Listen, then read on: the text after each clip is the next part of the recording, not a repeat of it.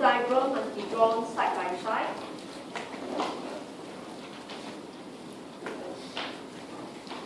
The third diagram you can draw somewhere in the middle, so that doesn't really matter.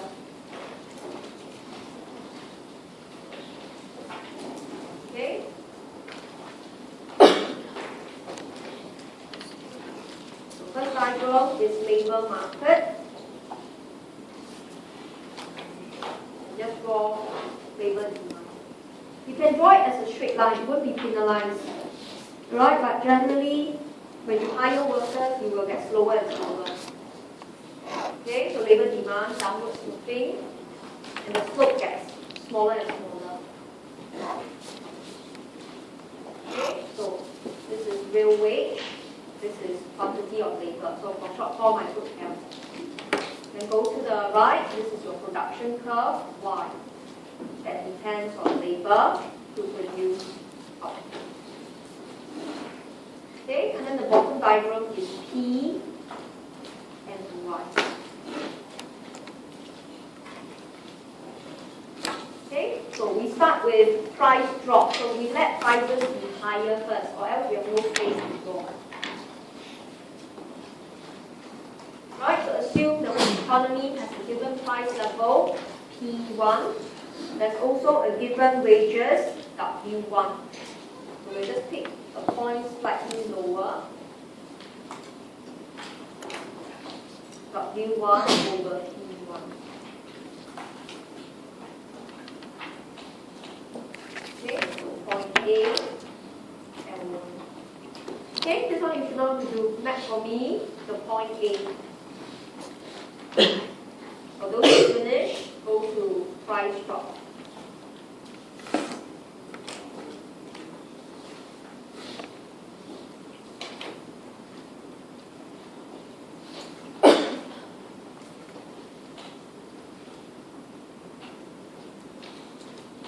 And after you finish, if you're a very excellent exam student, you will tell the examiner something went wrong in the economy, you won't accept this answer.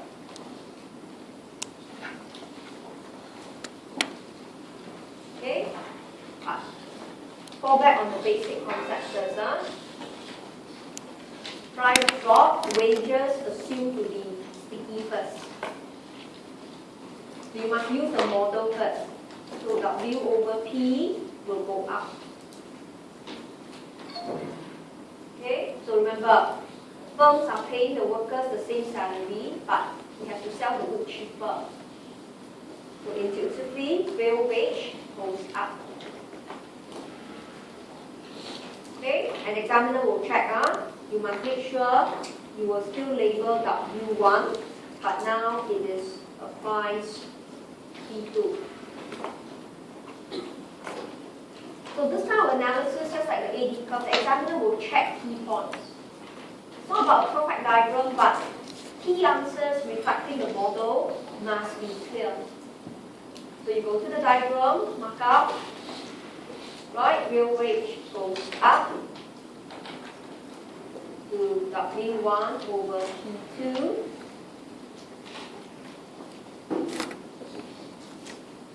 And you can see labor demand drops.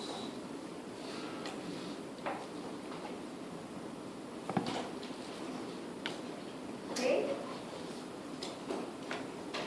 So let me just transfer all the points. I skip a few steps now.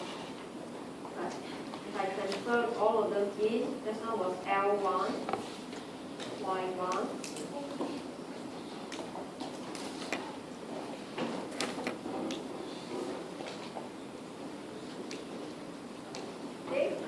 Back all the points in. Now labor demand drops to L2. Output drops to Y2.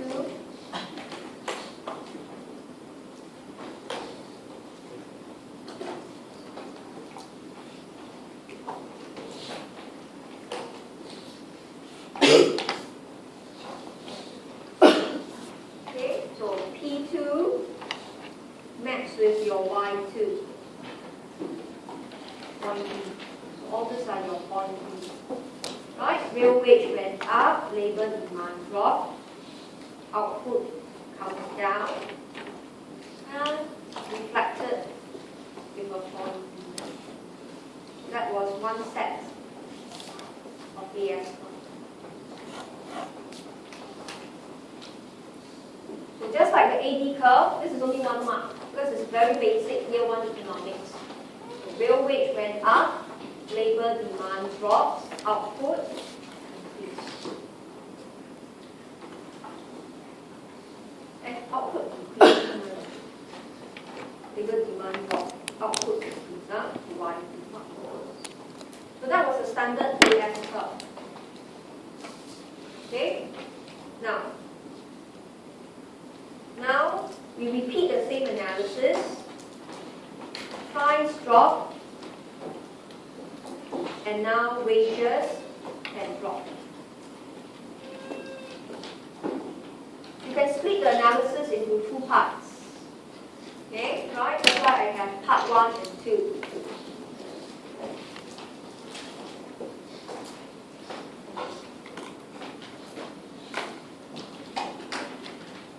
So this is not that easy. Presumably, wages drop but smaller than price drop. Look at your real wage.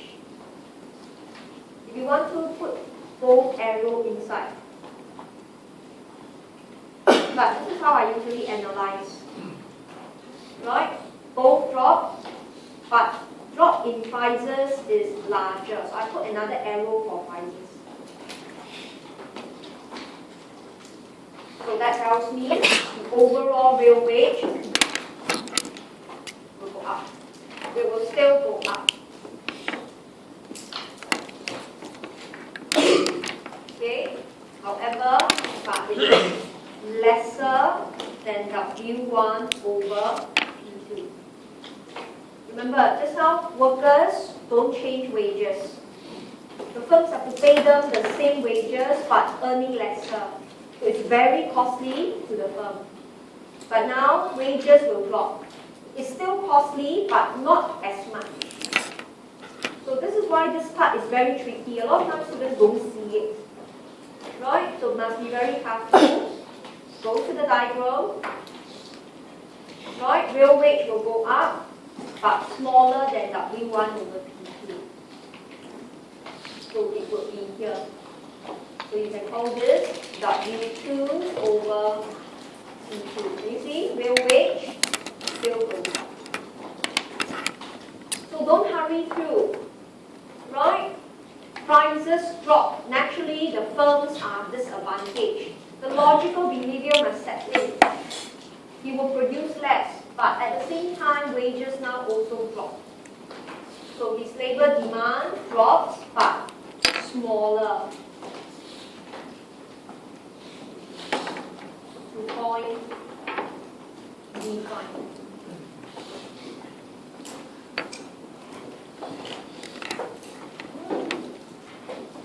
Okay, and that tells you map out the points. L2 prime, somewhere in the middle, right? Okay. In fact, nearer to L2, that doesn't really matter, as similar as possible with you. So labor demand drops from L1 to L2 prime. Output should also drop. But not as much as before. Then map up your Y2 prime. Okay, occurring at P2.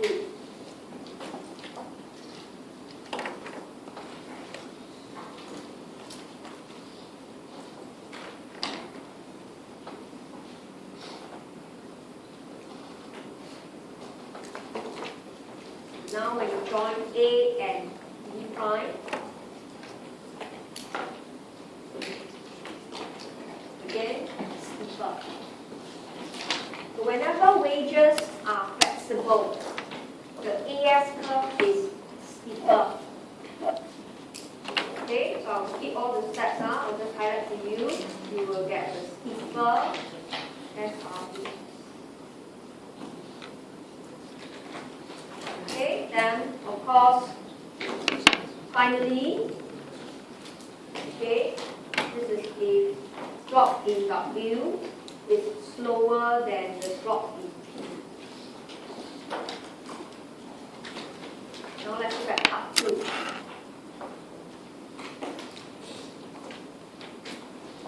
So I want to highlight, eventually if you can't draw, you won't lose marks as long as you can analyze real wage. So diagram can get very messy over time. And especially when time is running out. Then it's better that you explain in words what is happening. So if the drop is exactly the same, W over P is unchanged. Right? It means it's the same as W1 over P1. Okay, so I want you to see in part 2, if I don't draw, because I have to map the points, I only explain. Therefore, I will say labor demand is unchanged at L1. Right? So if your concepts are clear, no change in wages, no change in labor demand, and therefore output is also unchanged at Y1. Therefore, price drop, but change in output is 0. SRAS is vertical. It means it is the steepest that you can go. It cannot become downward sloping. So flexible wages, it is steeper, but if it is perfectly flexible, it will become vertical. SRAS is vertical.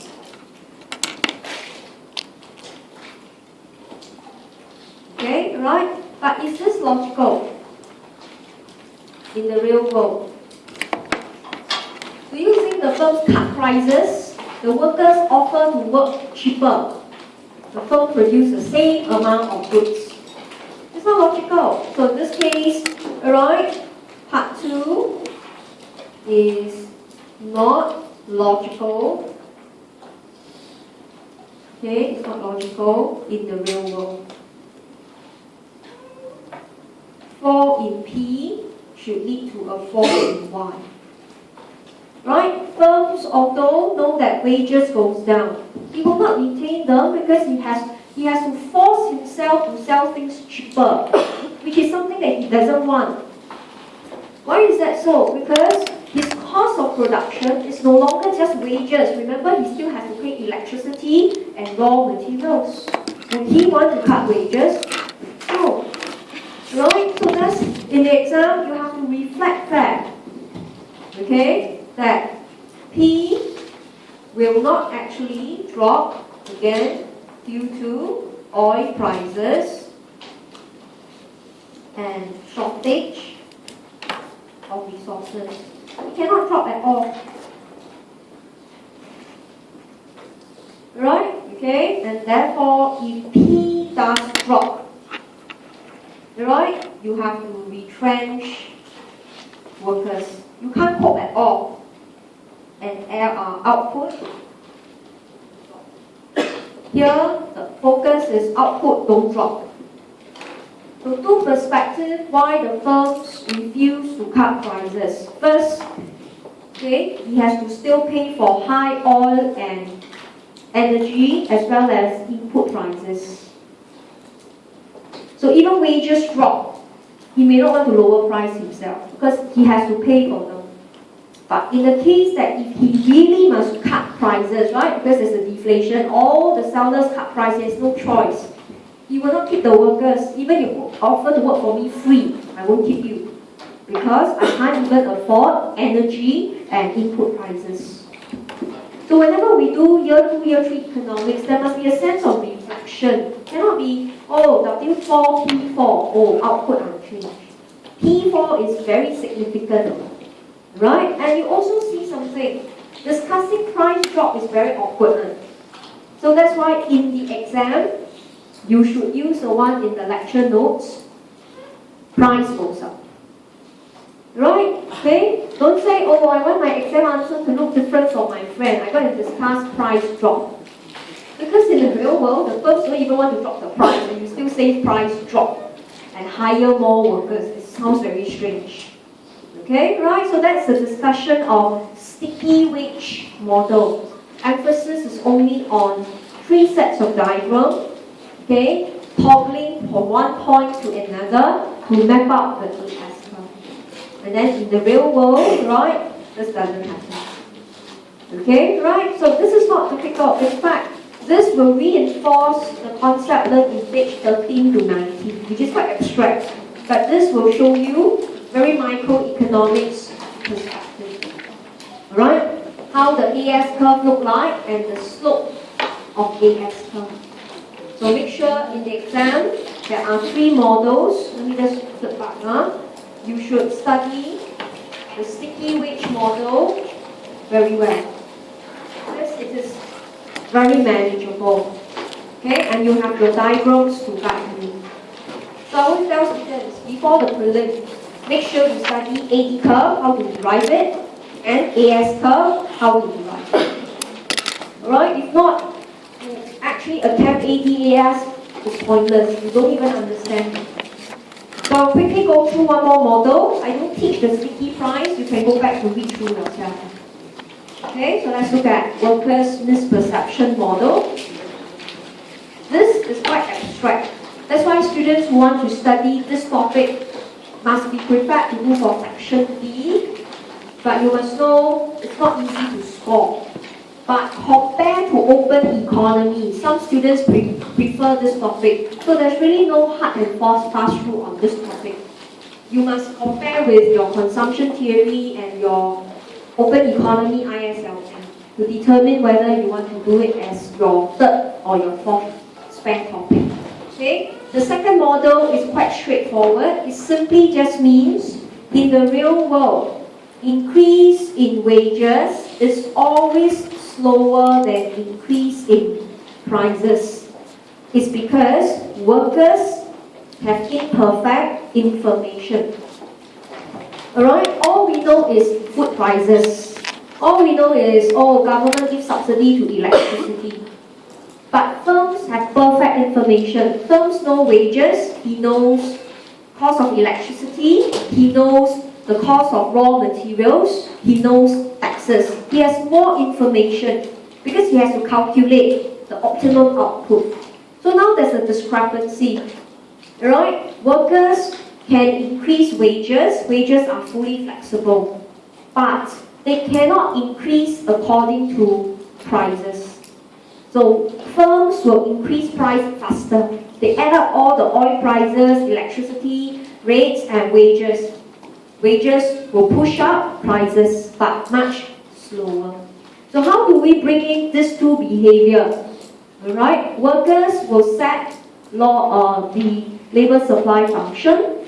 Firms will set the labor demand function. So this entire discussion from page 21 to 22 is mathematical. There is no diagram. So if you're quite weak in maths, you're not good in algebra, then you might want to just read through in case it comes up, but don't anchor too much. Okay? So labor demand is based on real wage. This is exactly the diagram you drew just now, the downward sloping labor demand curve, right? You look at real wage. You compare the wages you pay your workers and the price of the goods that you sell. Right? So this is how you write it as a function. This is not an equation, this is a function.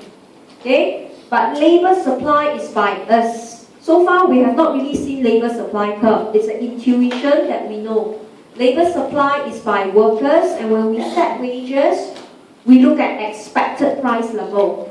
Right? We look at future price in the economy. So we rewrite the W over PE in this format. So if you actually look at this equation carefully, on the left side is labor supply. On the right side here is labor demand. So that tells you labor supply is not equal to labor demand if P over PE is not 1.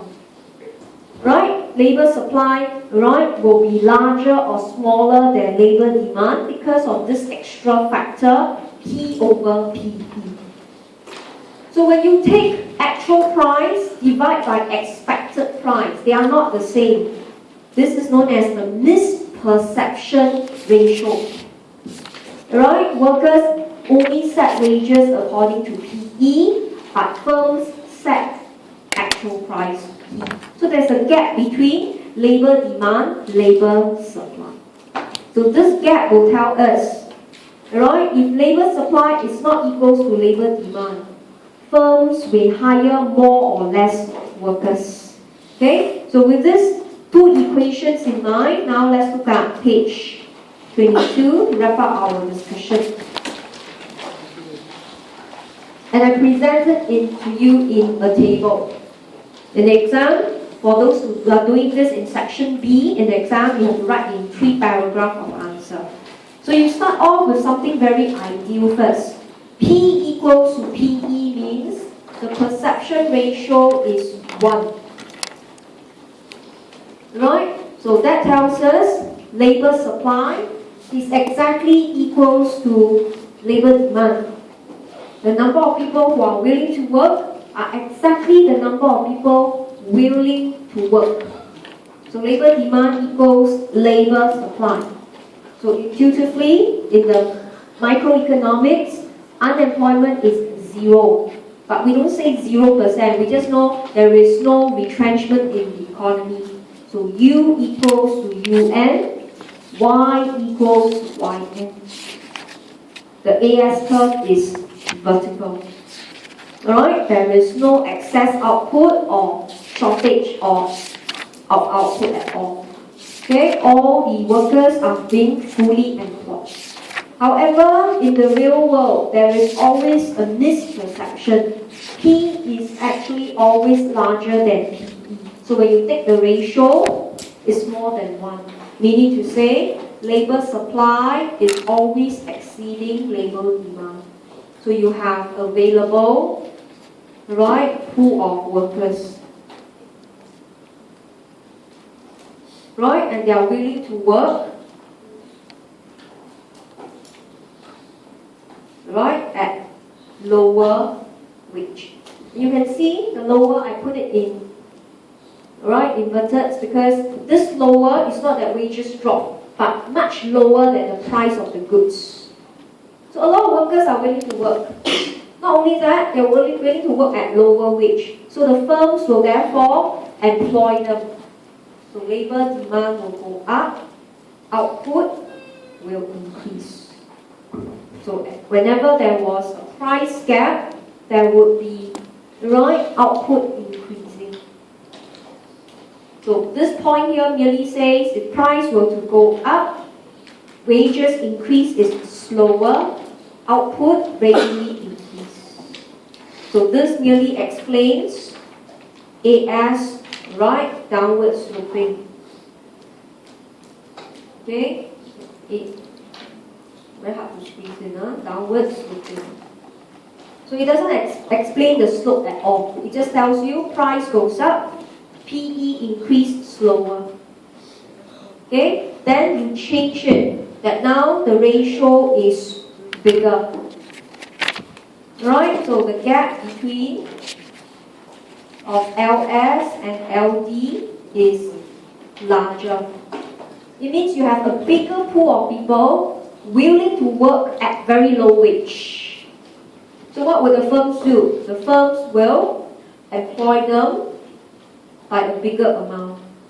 Output will increase by a bigger amount.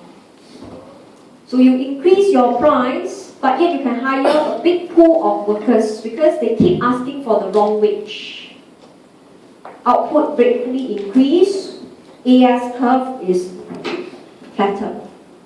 So look at this analysis, it's much tougher, it's quite abstract. You have to phantom labor market. So generally you must be quite strong in microeconomics to know demand, supply, output, right, in the labor market. So if you can't cope with this, then I don't encourage you to study this. You cannot memorize. It's actually your analysis skills.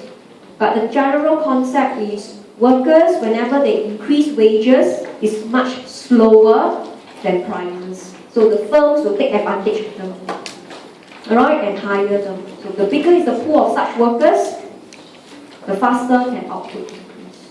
Okay? Now, that's an overview for you. Sticky price is even more difficult because for those of you who want to study sticky price, you must study equation 10. This is now the new slope of AS. Alright? Which is 1 minus S times alpha divided by S, and you must focus on S. And S is the fraction of firms in the economy that actually face sticky prices. So you want to not just know about workers changing wages. The third model is about firms. Do they increase prices? And whether they increase price or not depends on the percentage of such firms. Okay, right? So this is not an easy behavior. So when you go through, you must be quite clear. So again, alright, I'll just show you. The answer is very long. You have to explain, in fact, 5 cases in the exam. So it's not easy. So I just want you to read through, probably after the prelims or before the exam. Okay, so it's good to have an idea about the 3 models. Focus on any 2. I can't tell you that whether sticky price is important or not. Okay, so far it does come up only for section B, and it's quite difficult. So usually we don't want to overteach. Okay, so with that I will wrap up today's lecture. We have finished AD curve, AS curve, which is sufficient for you to cover for the prelims. So next lecture, bring along tutorial 5, and we will also complete our section, our topic 8 discussion. So next Monday, we have a lecture at 12 o'clock. There's an extra lecture before Tuesday. So if you didn't come on Monday, you come on Tuesday, you're dead because I do topic 9 already. You missed out the whole chunk of topic 8. So hear me clearly, bring along topic 8 and tutorial 5. Then next Tuesday,